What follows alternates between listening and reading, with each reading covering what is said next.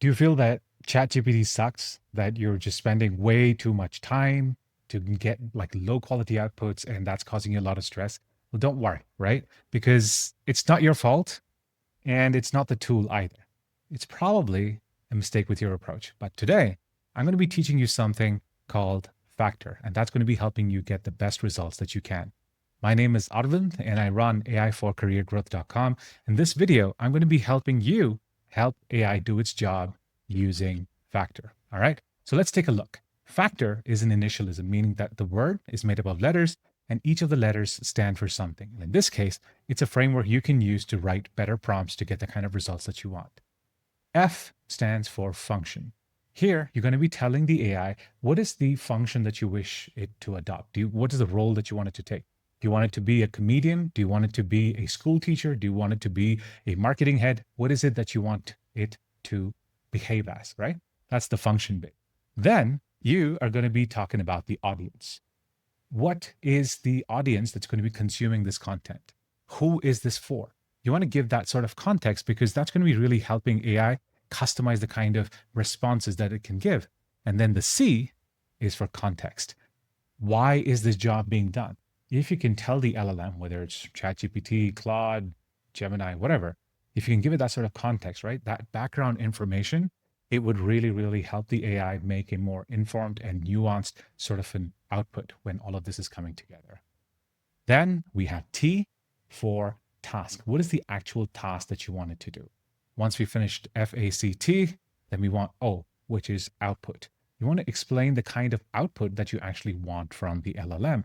And this will go a long way in terms of customizing the format in which you want the output, customizing the language perhaps, customizing the tone, whatever you want. This is where you give examples of the kind of output that you want.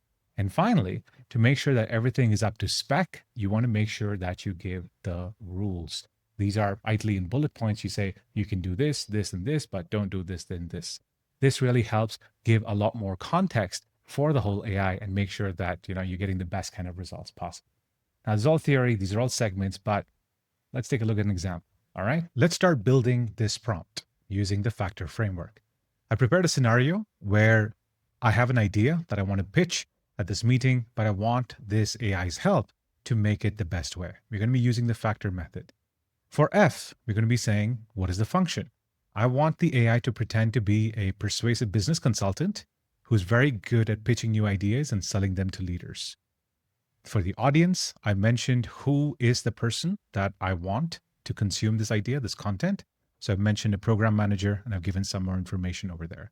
Then in the background, I've mentioned that I'm a senior analyst. I've designed a new upsell feature and that there is some bandwidth, but I need to make a good case for this to work. Then for output, I've given a structure of the different things that I would like to see as a part of the output. Then I've specified some rules saying that give it in a bulleted list, use India to English sentence fragments, and structure this in a way that makes sense, right? So these are things that I've typed out before. And when you combine all of this with the Factor framework, you get something like this, right? So I've added some extra stuff to make the whole thing flow better, but I defined the function, audience, the context, I've defined the task and defined the output and the rules as well. Then what I've done is I have gone ahead and put that into ChatGPT. And as you would believe it, these are the kind of results that we get.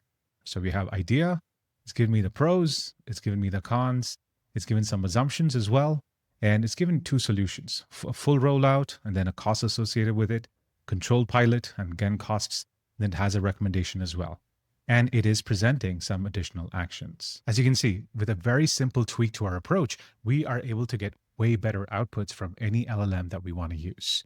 Now, this is just the first step of actually using AI for career growth. And there are many more things that you can do. If you want to find out what they are,